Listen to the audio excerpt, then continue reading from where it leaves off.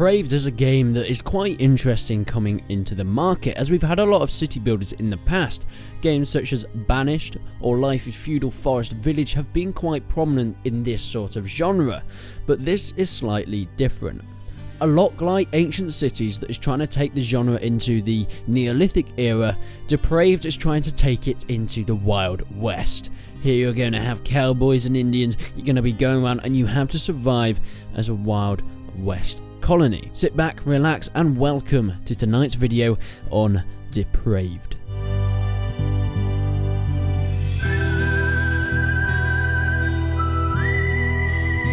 In Depraved, you will lead these pioneers of the Wild West. You start with, of course, one carriage full of the resources that you need to get started.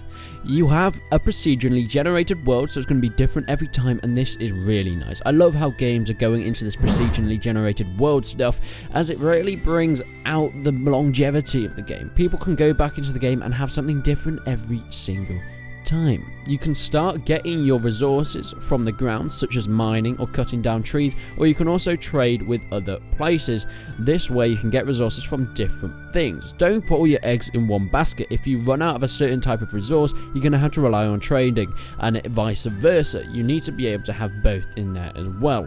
The happier your inhabitants are, of course, the faster your town will grow, so it's really important to bringing the resources to your people, to making sure that they stay with their morale up, and then you can expand as time goes on. Dying of thirst is something that's going to be a massive issue in this game. Getting clean, good water in order to keep your town growing is going to be very tricky. And of course, getting that food supply at start might be quite tricky, but once you've got farms and things going, I suspect it's going to get easier and easier as it goes on, the more people you have. But of course, that can have its setbacks.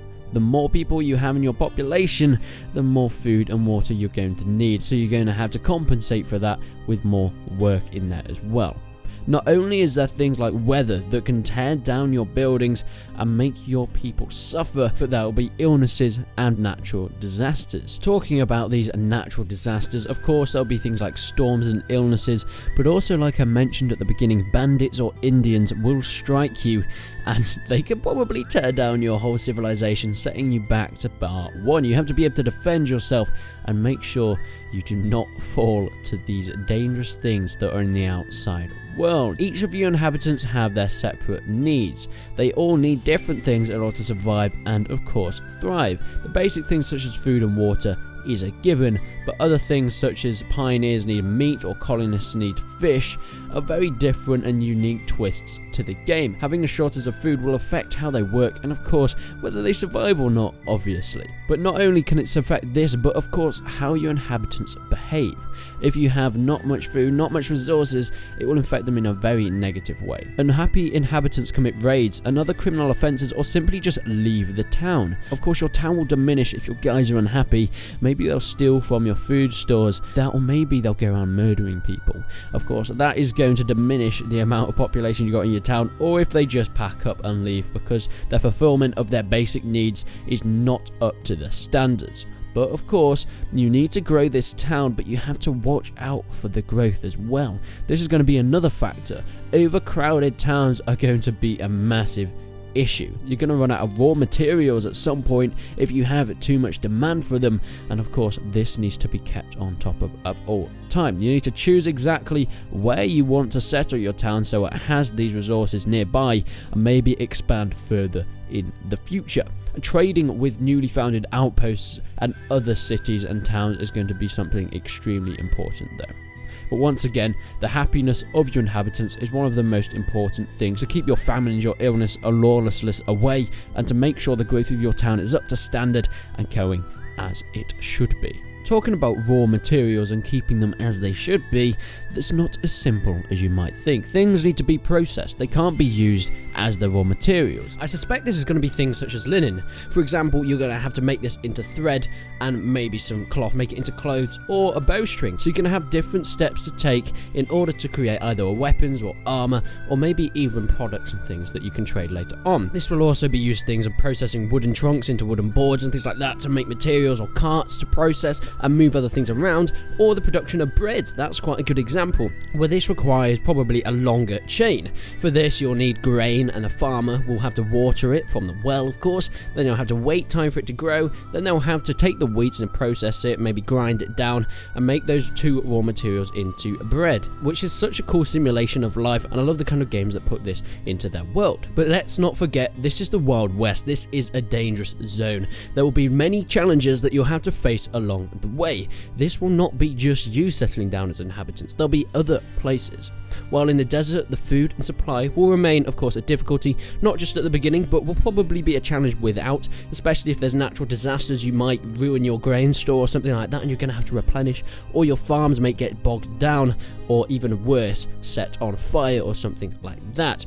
Agricultural production is not possible in this deserty land. You're going to have to find good places in order to farm and then get your raw materials from that. You can conquer some areas within the game though in order to expand your village, as the infrastructure of your town is developed enough, and you will be able to prove yourself to be able to supply hardly accessible biomes with all the necessary resources. So later on in the game, if you want to get more rare resources, you're going to have to prepare for that and be able to capture these biomes in order to expand your city in the future when you get those important resources. Of course, it's not only the weather and the environment that you're in, but there will also be other living creatures. Here we have animals such as wolves and bears that can kill your animals in your farms, for example, or even your people, and they can cause heavy injuries to your inhabitants.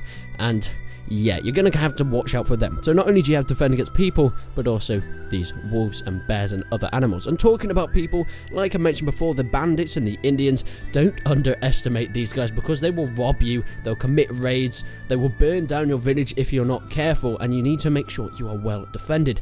And they'll cost you valuable resources in your neighborhood. Now, this is where a really interesting mechanic comes up. It says here that you have to find Native American tribes. They have been here before you and will not welcome you if you build structures in your neighborhood. But you can appease some of these tribes by trading with them, or others will want to expel you with all available force. So you have to be very careful stepping on thin ice when you're talking to these guys. They've been here long before you. You are stepping on their land, and you have to either decide, do we want to trade with these guys or do we not want to risk it? Because if you start trading, they could turn against you. They might not want anything to do with you and full out attack you. So you can either stick to yourself, where it has the advantage of more safety, but of course that comes with the disadvantage of having less resources, or you can go and take the risk in finding other available tribes in order to build up your city. And the final biggest danger in Depraved is going to be the seasons and the difficult periods of time. It can be hard and unforgiving. In the summer, crop failures can be caused by the drought, or you can experience prolonged winters in which food and firewood would be scarce.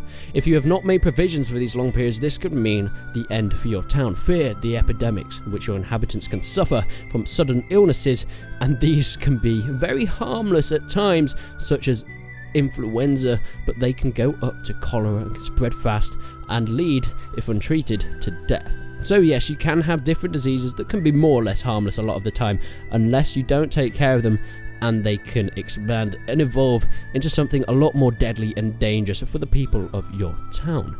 So this game, I think, is going to be extremely exciting. It's going to have its different twist on the basic city village builders, such as Banished or Life is Feudal Forest Village. Now, you may experience these sort of twists from a game such as Ancient Cities going into the Neolithic era that also has its own twist on it, but I think this is going to be something very different, especially set in the Wild West. I've never seen a game in this genre that has been set in the Wild West, and to be fair, in all honesty, there aren't that many games set in the Wild West in general because they're so hard to do. This could be something very different and could be the stepping stone for people going into this time era, as it is a very exciting time era, but once again, very difficult to do correctly. So what do you think, guys, of Depraved? I think this is an absolutely awesome game, and I can't wait to bring you more information about it. If we get this video to 600 likes, then I'll make sure I can bring you as much information on this game as soon as it comes out. I've got another video prepared of some more information in the future if we can get this video rolling. But other than that, guys, if you enjoyed this video and you want to see more games, once again, I have to claim, because people just seem like they don't understand, I have never done a sponsored video in my life, and any ones that I do in the future, it will clearly say at the start of the video, and most likely in the title of the video, that this is a sponsored video or an ad. I have never done a sponsored video for any of these game companies. They don't even ask me any of the time. I just enjoy bringing you guys these indie games that a lot of you enjoy and you seem to like watching the videos. So that's pretty much all for this video. Make sure you follow me on all the correct social medias if you want to stay up to date. Any giveaways that I have done in the past and will do in the future will be stated on my Twitter page, so make sure you go and follow that. But until then, guys, I will see you in the next one.